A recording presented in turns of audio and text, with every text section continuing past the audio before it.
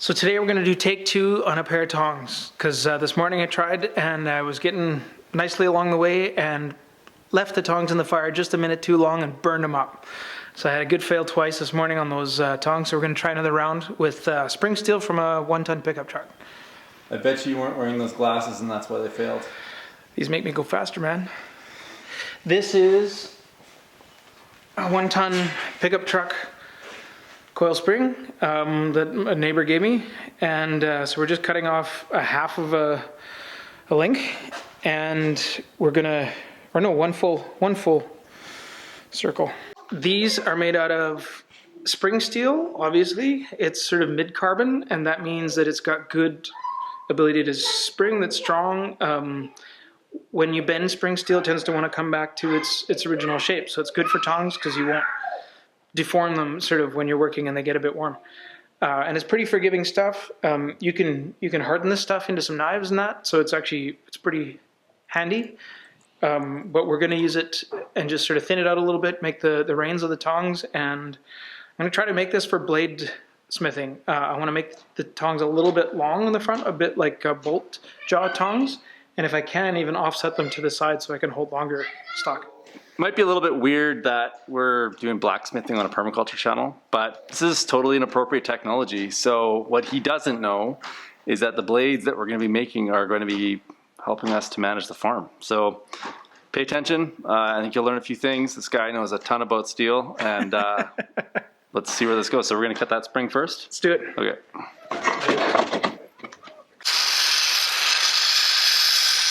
There you go. Got to put this in the fire. First of all, I got to light the fire, clean it up.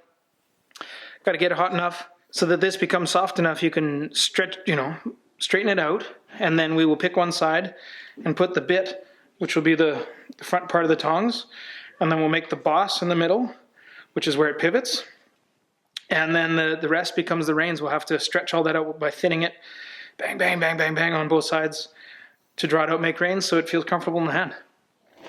With a little bit of guilt, right, because I'm a climate change guy, but here I am blacksmithing. I'm doing this because coal is pretty hard to beat when it comes to blacksmithing. It's really energy dense, and it works like a charm for this, but it's pretty smoky, and sometimes I use charcoal, and we'll do that another time. This is a homemade forge, and it's basically a brake drum at the bottom with some black pipe that's got a T in it, and we just basically blow air in the bottom with a fan. So what we're going to do is just try to start a little fire here. We're going to take some of the old coal that's been coked. This is sort of half-burned coal, because the green stuff, this green coal, will not burn. It's almost impossible to get it to start just on its own. So you get a good fire in there, usually with a chunk of wood or something, and just sort of let the fire get started and keep putting the coke around it, and then bring up the coal beside the fire and let it coke up a bit, get some of the volatiles and smoke to sort of go away, and then you can keep heaping it into the fire.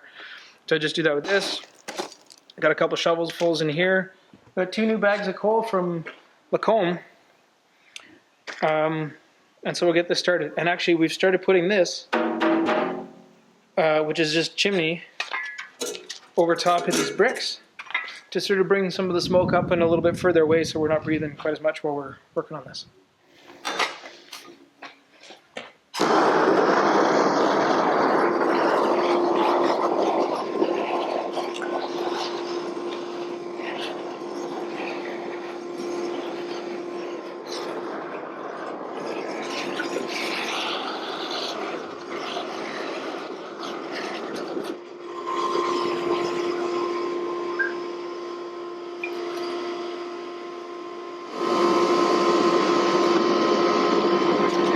It's really fun straightening it out, but it's a bit awkward. Ooh, and that doesn't look super hot. So you kind of have to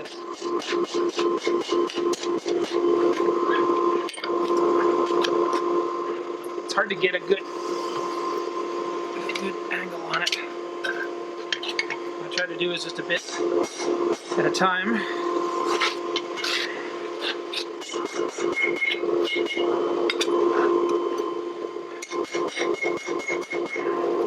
That's about it for the first heat. I'm going to heat the spot that I want. Stick it in the hottest part of the fire.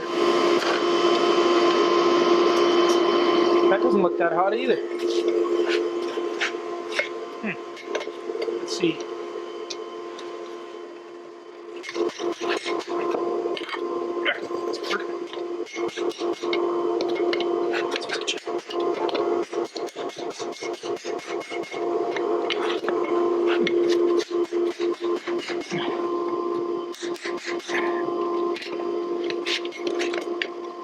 It's too bad they have to make those springs round.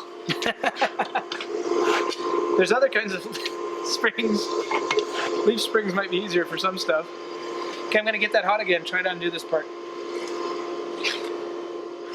So we uncoiled this, we now have a bar, and we're heating up one end of it. One whole coil turns out to be a lot of material, so what I'm gonna do is make both sets of tongs, both ends of the tongs, out of the one piece. So I'm gonna take the one side, and I'm gonna start making the nib and the boss, and I'll just build that part off the end of it, and when I'm done, I'll switch it around and I'll build the nib and the boss off the other end, and we can cut it in half and then just draw out the reins.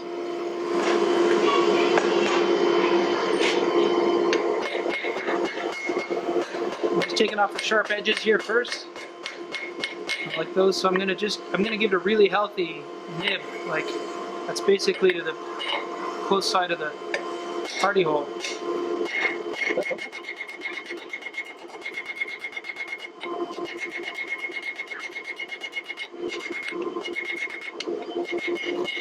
And now it's getting cooler. It's just about down into black there now, so I've done the set in and clean it up a little bit when it's cooling down like this, but you don't want to forge much more. Because you can damage it. Yeah, it'll start cracking and things when it's not hot. Fun thing about blacksmithing is stuff always goes wrong, which is fine. It's good to learn all the time.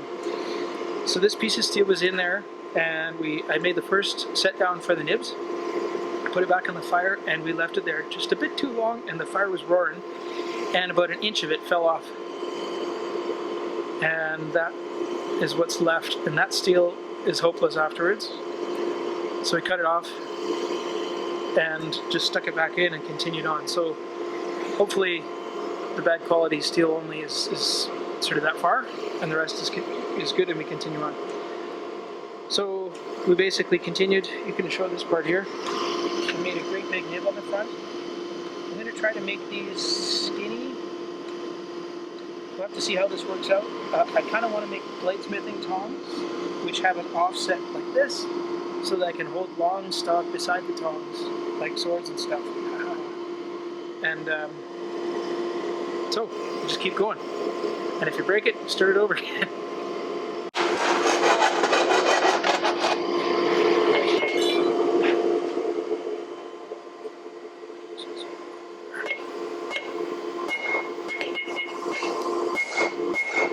It's not quite hot enough, but I got a spot for the set down.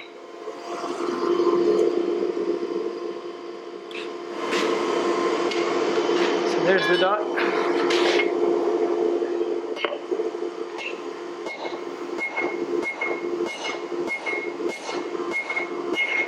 I'm doing half on and half off with the hammer face, and that's a sharp spot, so I'm going to go a little bit, and then I'm going to come over to the less sharp area, edge. Or else I'll make a stress riser.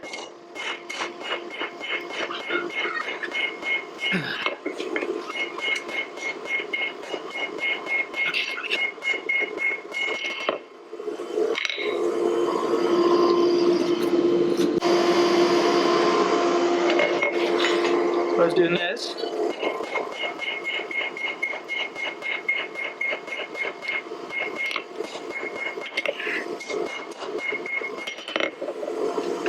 So I want it like this now.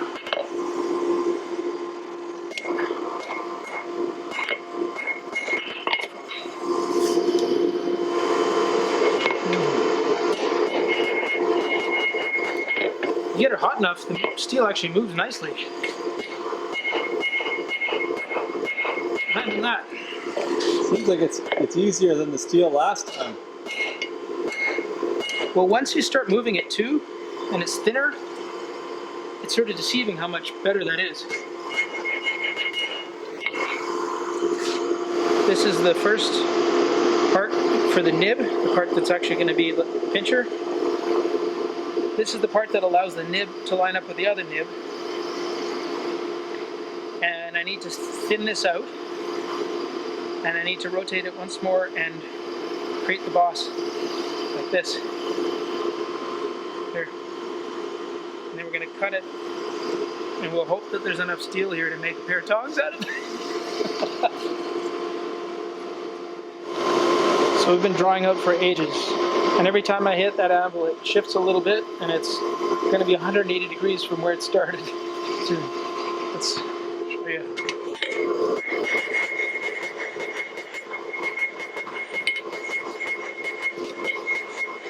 Some people do the unicorn. I don't know. I just use the Bic sometimes.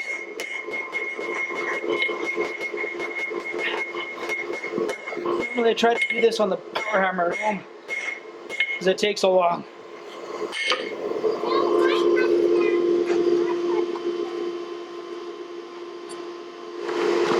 Alright. So in this project, we've burned the work twice. This is the first time we cut off a little piece. And it happened again, and another inch or two of it burned right off. So I cut it off again. That's the steel we kept dropping in the fire. So it melted and it sparked and it did everything you can think of, and it's mixed with clinker and it's nasty, and that's what we dropped. So we made this one piece into half the tongs. So this is going to be one side of the tongs. Just goes to show it's all learning all the time. And it's all got to do with the intensity of your fire and whether you get talking too much or got a glass on the side or whatever's happening. But twice, so I'm not going to get a set of tongs out of this weekend. I'm just going to get the one side, and I'll have to come back and do another one later on.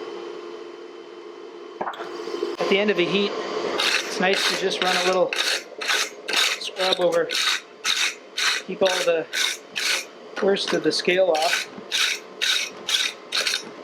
Later, when I get closer to done, I'll do this more often.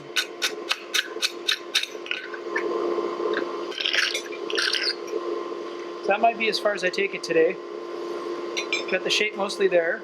Once I've got another one that I know is going to be about the same size, and I can shape it up like this, then we'll look at flattening this out a little bit more, punching the hole, and riveting the tongue. And I got to figure out the nibs to be a little longer.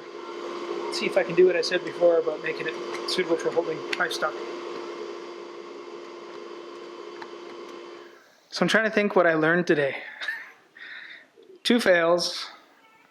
Learn not to talk too much. And the piece stayed in the fire. I don't know, I learned that it looks pretty cool. If you take the clinker out, I suppose I might have a piece of moon rock or something. I reminded myself that drawing out reins is hard work. Might have been better to have strikers and stuff. That's why I do it at home. This is still warm a little. Is this the one? This is the one. That's quite a long nib. And I hope this steel is worth it. I'm sure it will be. I haven't used it much before, but I'm really excited about finishing these tongs. And I think I just learned that you got to get it good and hot, but don't dally, because if it stays in the fire, it's going to spark, and that's just life.